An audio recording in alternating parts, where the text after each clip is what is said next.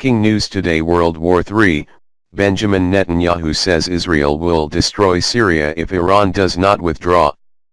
Israeli Prime Minister Benjamin Netanyahu has declared that Syrian President Bashar al-Assad is no longer immune and has threatened to carry out direct strikes against the Syrian regime if Iranian forces are not withdrawn from Syria. Mr. Netanyahu's threats come at the end of his 4-day diplomatic tour of Europe, during which he lobbied European leaders to take a tougher stance against Iran and in particular follow Donald Trump's lead of withdrawing from the Iran nuclear deal. Speaking at the Policy Exchange think tank in London, Mr. Netanyahu declared, "Mr. Assad's regime is no longer immune. If he fires at us, we will destroy his forces.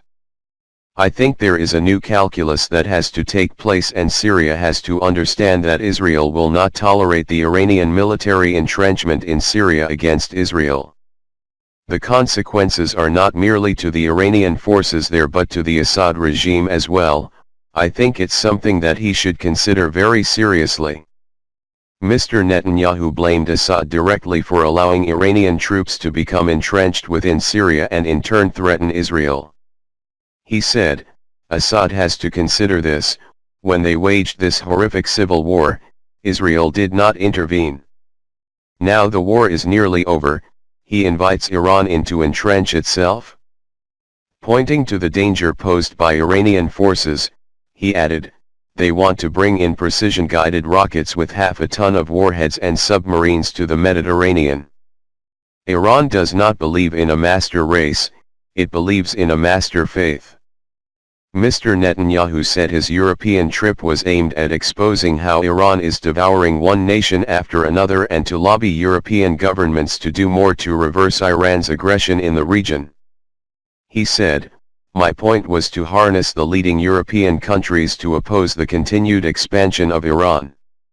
However, Theresa May rejected calls for the UK to withdraw from the Iran nuclear deal, the Joint Comprehensive Plan of Action, JPCA, saying, "We will remain committed to it as long as Iran meets its obligations."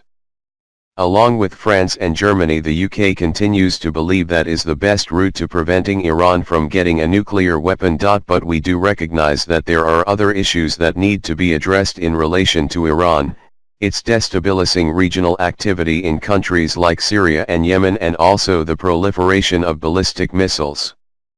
Mr. Netanyahu was also criticized at a meeting in London for not using non-lethal weapons to disperse Palestinian protesters at the Gaza border.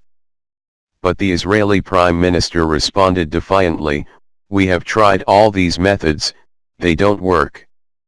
These were not non-violent protests, quite the contrary. We are doing everything we can to both minimize casualties and, at the same time, protect Israeli lives." Thanks for watch. Please share, like, comment this video and subscribe channel for latest news.